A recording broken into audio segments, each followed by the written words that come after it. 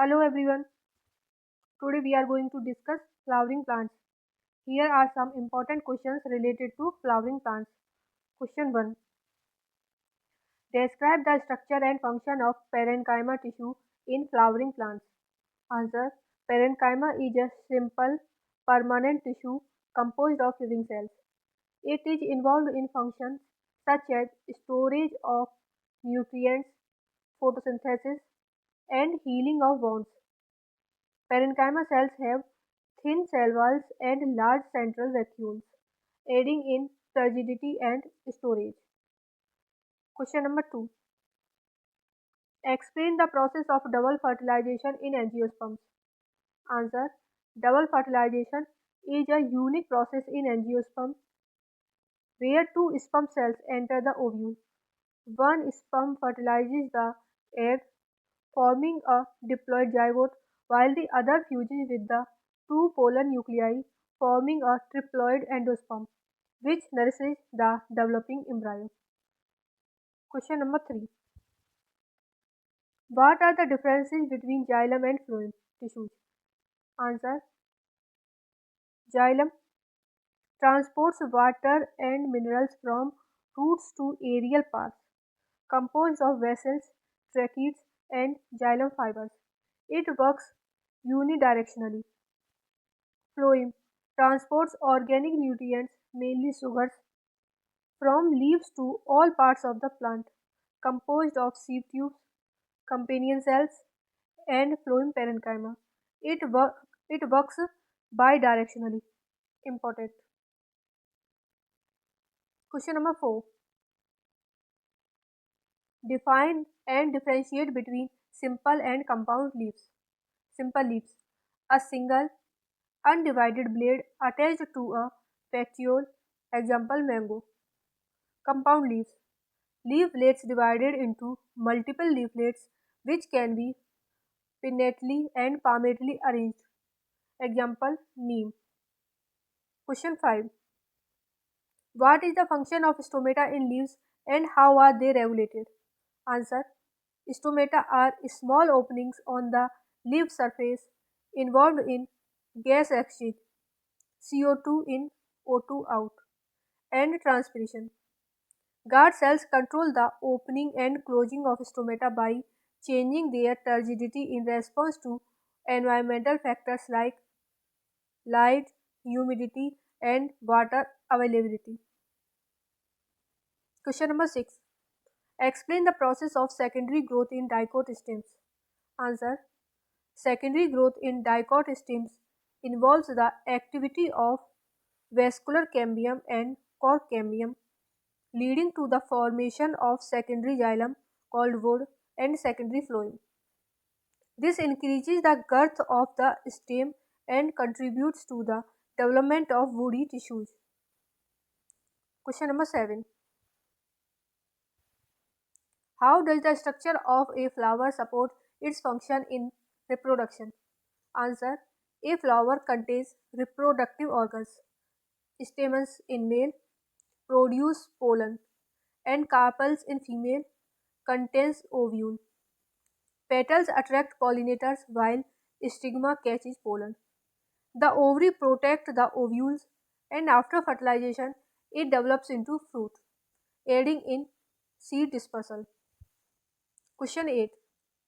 What are the functions of endosperm in seed development? Answer. The endosperm provides nourishment to the developing embryo during seed germination.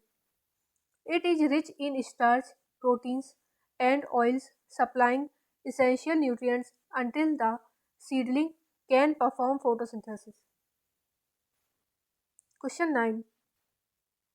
Differentiate between monocot and dicot roots in terms of structure. Answer. Monocot roots. Fibrous root system with a large number of similarly sized roots. The vascular bundles are arranged in a ring. Dicot roots. Taperoot system with a dominant central root and smaller lateral roots. The xylem forms a star shape at the center and the phloem surrounds it. Question number 10. What is apical dominance and how is it regulated in plants? Answer. Apical dominance is the suppression of lateral bud growth by the apical bud.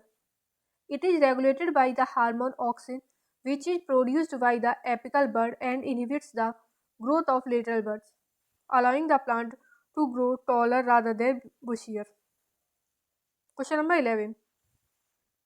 Discuss the adaptations of xerophytes to minimize water loss. Answer. Xerophytes are adapted to arid environments by features such as thick cuticles, reduced leaf surface area, sunken stomata, chem photosynthesis, and extensive root systems, all of which help minimize water loss and maximize water absorption. Question number 12. What role does the root cap play in growth of plant roots? Answer. The root cap protects the growing tip of root as it pushes through the soil. It secretes mucilage to ease the movement of root and detects gravity to help direct root growth downwards, called geotropism. Question number 13. Describe the role of phytochrome in photoperiodism. Answer. Phytochrome is a pigment involved in detecting light duration. It regulates flowering in response to photoperiodism by detecting changes in red and far red light, signaling whether a plant should initiate flowering based on day length, short day or long day plants. Question number 14. What is the significance of seed dormancy in plants? Answer. Seed dormancy is a survival strategy that prevents seeds from germinating under unfavorable conditions.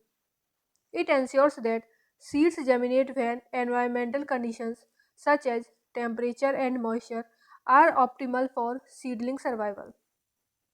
Question number 15. Explain the difference between pollination and fertilization in flowering plants. Answer. Pollination. A transfer of pollen from anther to the stigma of the flower. Fertilization.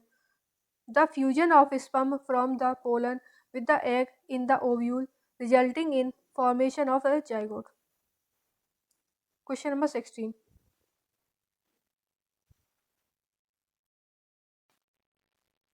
Question number 16.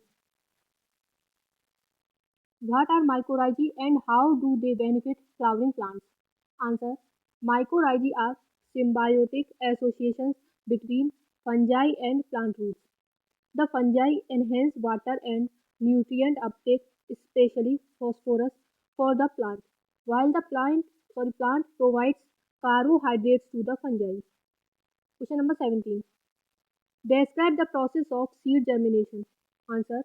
Seed germination involves the absorption of water called imbibition, swelling of seeds, activation of enzymes, and metabolism. The radicle emerges first, followed by the shoot as the embryo grows and breaks through the seed coat, developing into a seedling. Question number 18. What is phototropism and what causes it in plants? Answer. Phototropism is the growth of a plant in response to light.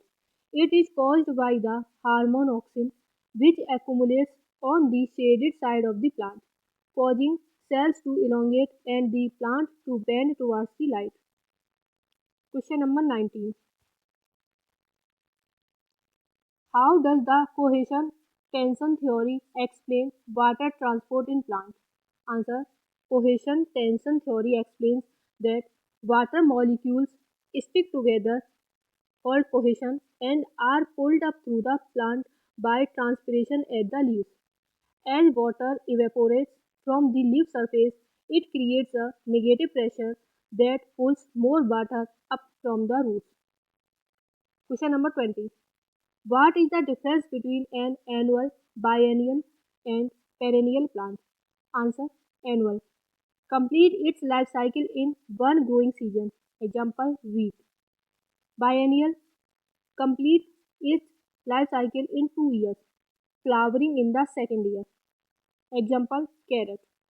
Perennial. Lives for more than 2 years, often flowering annually once mature. Example, rose.